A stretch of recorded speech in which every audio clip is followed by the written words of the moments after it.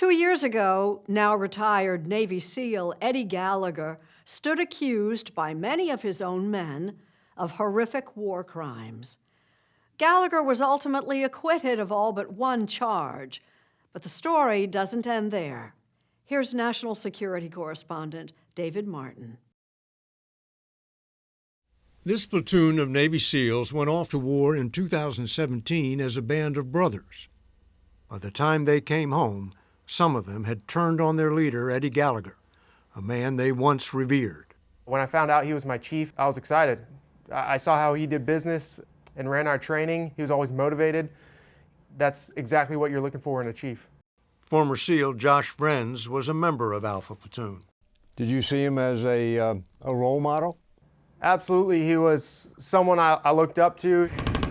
But after months of vicious house-to-house fighting in Iraq, Vrenz and other members of Alpha Platoon did the unthinkable. They broke the code of silence and accused their leader of war crimes. Until now, none of them have been interviewed on television. If your loyalty lies with a guy like Eddie Gallagher, then you need to reevaluate why you're a Navy SEAL. A lot of them were so torn apart by what happened on that deployment that they immediately left the SEALs completely disillusioned. New York Times reporter David Phillips has written a book about Gallagher's platoon called simply Alpha. You've got a bunch of exceptional alpha males all together, and sometimes that drove people to do things that got so far away from the values that they thought they would have represented that it struck other SEALs as crazy. Vrenz had never been in combat and ached to get in it. If you're a United States Navy SEAL and you don't, that's like being a football player and not wanting to play in the Super Bowl. That's our job. Gallagher gave Vrenz and the rest of Alpha Platoon exactly what they wanted. They were supposed to stay 1,500 yards behind the front line, backing up Iraqi troops as they retook the city of Mosul from ISIS. But Vrenz says Gallagher told them to turn off their GPS trackers so they could get closer to the fight without headquarters knowing.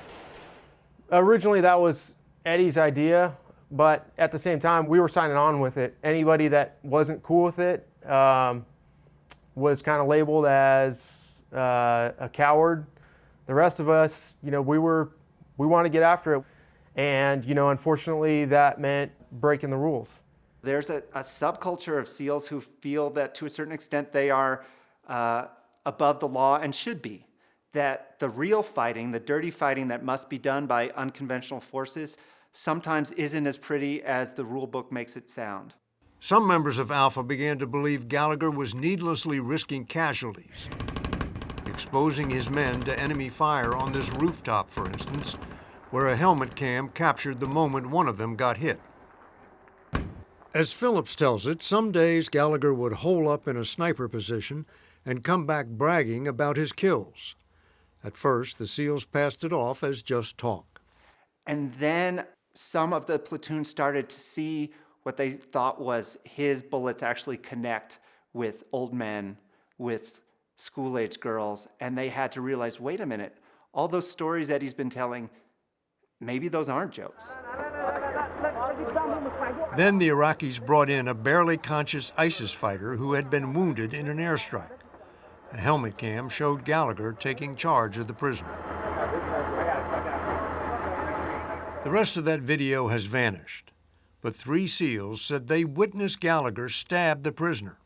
Afterwards, some of the men lined up for a trophy photo with the body, but later claimed they only did it to please Gallagher. Why do the world's toughest dudes seem so scared of Gallagher? Eddie Gallagher is a popular, respected dude with connections all over the SEAL base back home. If you intend to stay in your career and move up as a young SEAL, going against a guy like Eddie Gallagher is probably the worst decision you can make.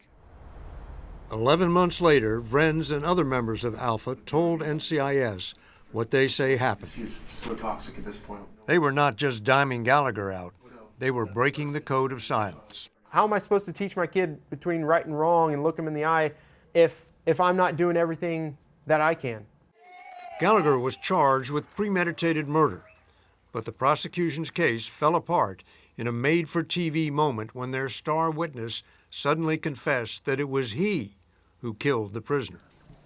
Gallagher's acquittal was hailed by then-President Trump, and the newly retired Navy SEAL returned the favor by presenting the commander-in-chief with an ISIS flag. Today, he lives in the Florida Panhandle with his wife, Andrea, keeping a high profile in the culture wars. I'm not trying to hide anything. On 60 Minutes, he steadfastly maintained his innocence. Did you stab that fighter? No, I did not. According to Gallagher, he and 3 other SEALs performed emergency procedures on the fast-sinking prisoner. Were you keeping him alive? Yeah, we were, as they were doing the procedures, he was alive, but it wasn't looking good. A year later, on the Apple podcast The Line, we heard a very different story. The grain of truth in the whole thing is that ISIS fighter was killed by us, and that nobody at that time had a problem with it. We killed that guy. Our intention was to kill him.